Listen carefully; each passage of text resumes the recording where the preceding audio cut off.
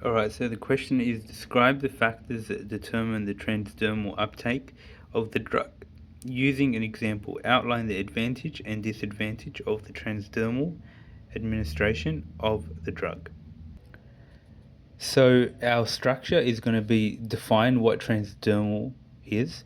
Then we're going to have talk about fixed law. Then you break down fixed law. Then you talk about route. So I guess that could be in the definition how it actually goes through the epidermis and into the vascular.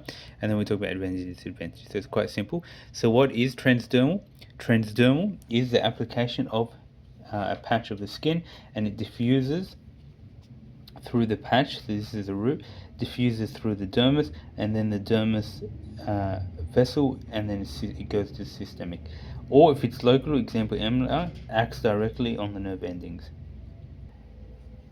Now we all know Fick's law, which is the concentration gradient times solubility times the area over thickness, and then you go through each one. So concentration gradient, increasing the concentration gradient, i.e. increasing the dose, will increase the diffusion.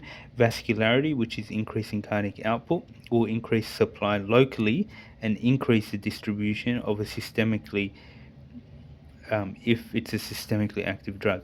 So you increase vascularity or increase cardiac output, that will increase the diffusion, right?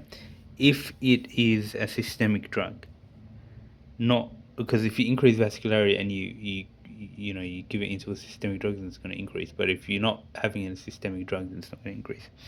Increase solubility, increase lipid solubility, so fentanyl over morphine.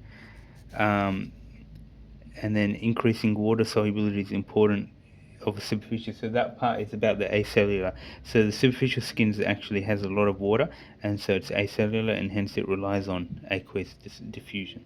So when you talk about solubility, you talk about like lipid solubility, but you also talk about increased water solubility, because we're talking about the transdermal application, right? Increase unionized fraction, so NaOH, increased lipid solubility. Now molecular weight, decreased molecular weight increases diffusion. Increased surface area of the drug, so the larger patch, for example, has a greater effect. Decreases thickness, so in the elderly or in edema, that would have an increased thickness, obviously. It increases diffusion, so chest wall is thinner than the back. Increased temperature increases diffusion. And then the example of patches are fentanyl, bube, GTN, nicotine, hyoscine patch. Okay, then we're going to go to the advantages and disadvantages. So you can think about this simply. So the advantage is no first pass, or so you bypass the first pass, nil by mouth, constant plasma concentration which reaches the steady state, difficult to overdose intentionally, it's convenient, non-invasive, long-acting, local, topical, or systemic effect, high bioavailability. And then disadvantages, unable to titrate dose, may be overdose or forgotten. You can have skin irritations, sweaty skin, slow onset or offset. Drug must be very lipid soluble, potent as a small amount is absorbed, and tachyphylaxis. Okay, that's it.